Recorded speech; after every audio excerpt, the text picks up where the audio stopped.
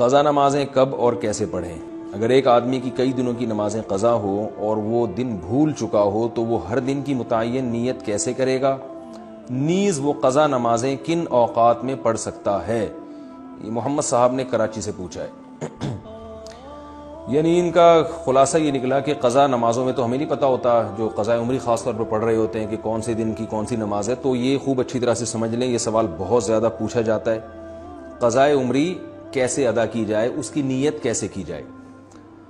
آپ نے سب سے پہلے تو ایک ڈائری میں ایک حساب لکھنا ہے کہ میرے ذمے کی قضا نمازیں ٹوٹل کتنی ہیں، ایک اندازہ لگانا ہے کہ آپ بالغ کب ہوئے تھے اور اس کے بعد کون سی نمازیں آپ پابندی سے پڑھتے رہے ہیں، کون سی پابندی سے چھوڑتے رہے ہیں۔ جمعے کی نمازیں تو اکثر لوگوں نے پڑھی ہوتی ہیں۔ اس طرح ایک ظاہر 100% نتیجے تک تو آپ نہیں پہنچیں گے، ایک لم سم اندازہ لگا کے ایک غالب گمان جس طرف جائے آپ نے ایک ڈائری میں نوٹ کر لینا ہے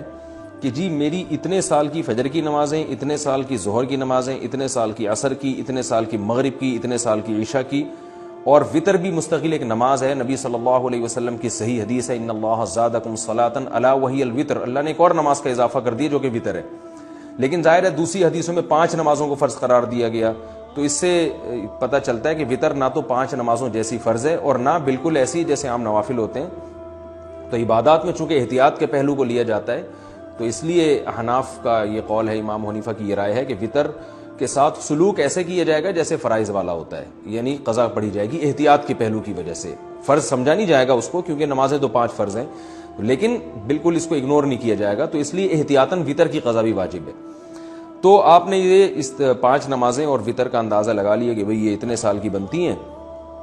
اور ایک ڈائری میں آپ نوٹ کر لیں۔ میں ڈائری میں نوٹ کرنے کا اس لیے کہہ رہا ہوں کہ یہ تجربے پر مبنی ایک حقیقت ہے، مشاہدے پر مبنی، کہ جو صرف حافظے پر چلتے ہیں وہ کنفیوز ہی رہتے ہیں ساری زندگی،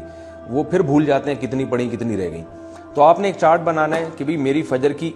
جیسے سال کی اتنے سال کی نمازیں تو اتنے مہینے اتنے دن، وہ دنوں کے آپ نے کاؤنٹ کر کے لکھ لینا کہ جی میری فجر کی مثال کے بعد 256 نمازیں رہتی ہیں، یا 356 یا 1256 نمازیں میری فجر کی رہتی ہیں۔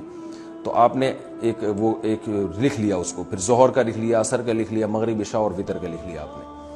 اس کے بعد جب آپ پڑھنا شروع کریں تو پڑھنے کے اوقات کیا ہیں کہ جو 3 مکروہ اوقات ہیں، سورج نکلتے وقت، زوال کا وقت جب سورج بالکل سر پر ہوتا ہے، اور ایک غروب آفتاب کا وقت جب سورج غروب ہو رہا ہوتا ہے، یعنی غروب سے 20 منٹ پہلے، 15-20 منٹ پہلے، اور فجر میں طلوع آفتاب اور تقریباً 15-20 منٹ کا وقت، یہ وقت اور زوال کے 10 منٹ آپ لگا لیں۔ اس ٹائم کے علاوہ آپ جب چاہیں قضاء عمری پڑھ سکتے ہیں، اور جون سی چاہیں نماز آپ پڑھ سکتے ہیں۔ یعنی یہ بھی ہو سکتا ہے فجر میں آپ عشاء پڑھیں اور عشاء میں فجر پڑھیں، تو جو نماز جب چاہیں آپ پڑھیں، کوئی پابندی نہیں ہے۔ اب آپ کے پاس ایک چیز آ جائے گی سامنے کہ میری فجر کی اتنی ہے، ظہر کی اتنی، عصر کی اتنی، مغرب کی، عشاء کی اور وطر کی اتنی۔ اب آپ کو یہ بھی اختیار ہے، چاہیں تو آپ فجر کے ساتھ فجر پڑھ لیں، ظہر کے ساتھ ظہر پڑھ لیں، عصر کے ساتھ عصر پڑھ لیں، اور اپنی ڈائری میں اس کو مائنس کرتے جائیں، کہ کیونکہ بعض دفعہ جوش چڑھتا ہے، آپ قضاء عمری پڑھنا شروع کرتے ہیں اور پھر کچھ دنوں میں جوش ٹھنڈا ہو جاتا ہے، آپ بھول جاتے ہیں، پھر کچھ دنوں بعد دوبارہ جوش آتا ہے تو آپ کو یاد ہی نہیں ہوتا کتنی پڑھی تھی میں نے، تو وہ ساری زندگی آپ کنفیوز رہتے ہو، بھی شیطان کو موقع مل جاتا ہے سستی پیدا کروانے کا۔ تو آپ نے کیا کیا بھائی، وہ مائنس کرتے رہے۔ اس طرح بھی پڑھ سکتے ہیں، 5 نمازوں کے ساتھ 5 پڑھ لیں اور وطر کے ساتھ وطر پڑھ لیں۔ یہ بھی کر سکتے ہیں کہ پہلے ساری فجر کی نمٹا دیں آپ، اور فجر کے ساتھ فجر کے ساتھ فجر، پھر ظہر کے ساتھ بھی فجر، پھر عصر کے ساتھ بھی فجر، یہ بھی کر سکتے ہیں۔ اور یہ بھی کر سکتے ہیں کہ آپ نے کوئی 1 گھنٹہ متعین کر لیا، بھائی اس میں نے صرف قضاء عمری ہی لوٹانی ہے،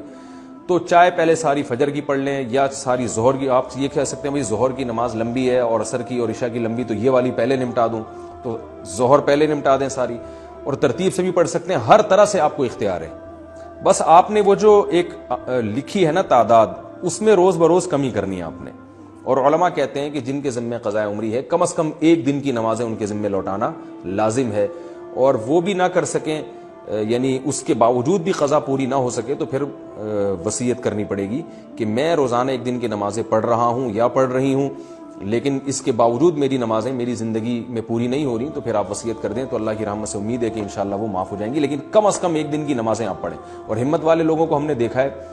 کہ وہ بہت جلدی کئی سالوں کی نمازیں لوٹا لیتے ہیں۔ ہمارے ایک بزرگ تھے، ہمارے حضرت مفتی رشید احمد صاحب کے پاس آیا کرتے تھے، وہ 50 سال کی عمر میں اللہ نے ان کو توبہ کی توفیق دی، بالکل لائف چینج کر دی، تو انہوں نے 50 سال کی عمر میں قضائے عمری ساری پڑھائی ہیں اور 1-2 سال میں انہوں نے کمپلیٹ کر دی. ہم جب بھی دیکھتے تھے وہ ہر نماز ہی پڑھ رہے ہوتے تھے, بہت جلدی انہوں نے نمازیں کمپلیٹ کی اور پھر 4 مہینے میں انہوں نے قرآن بھی حفظ کیا. حالانکہ وہ آفیسر تھے گورنمنٹ میں, ان کی بڑی مصروفیات تھیں, لیکن ماشاءاللہ جب بعض لوگ توبہ کرتے ہیں تو بڑی خاندانی توبہ ہوتی ہے, اور اس اتنے نیک بننے کے باوجود بھی ان پہ اللہ کے خوف کا غلبہ رہتا تھا. ایک دن ہمارے حضرت کے پاس آئے اور کہنے لگے مجھ پہ بہت خوف ہے کہ پتہ نہیں میرا بنے گا کیا آخرت میں. تو حضرت ان کو بڑی امیدیں دلایا کرتے تھے, ہمارے حضرت نے ان کو اجازت بیعت بھی دی.